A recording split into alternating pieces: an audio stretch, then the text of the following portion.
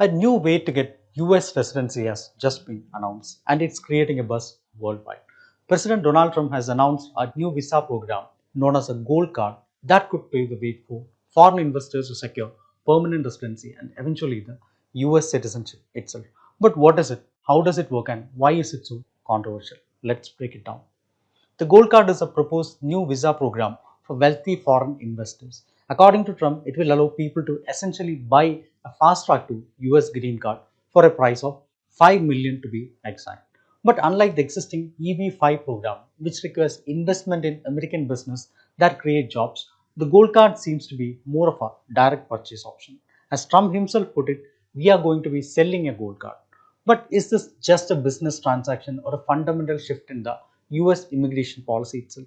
The current EB-5 program requires a minimum investment of 800,000 to 1.05 million in a business that creates at least 10 jobs for American workers. In contrast, the Gold Card appears to be a direct purchase of residency. No job creation itself is required. In other words, instead of investing in American businesses, Gold Card holders would simply pay a lump sum to the US government.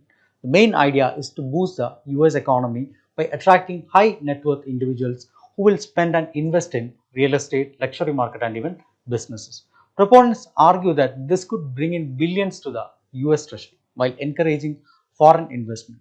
Similar programs exist in other countries also, including Canada, Portugal, and even the UAE, where wealthy individuals are granted residency in exchange for economic contributions. But not everyone is on board with this plan.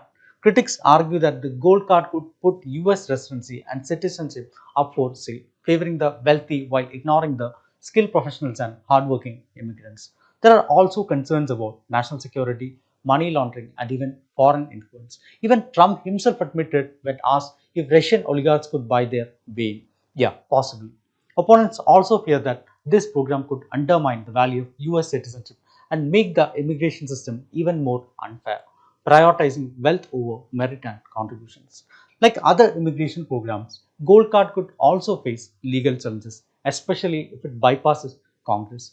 Historically, most lawsuits against visa programs come from administrative decisions rather than the program themselves. But it's still too early to predict the fate of this proposal.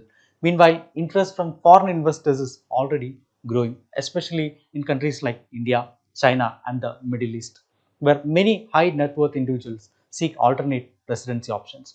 With thousands of people already applying for investor visa, could this new option spark a surge in applications? Or will it make US the top destination for ultra rich? Or will legal and ethical concerns shut it down before it takes off? Only time will tell.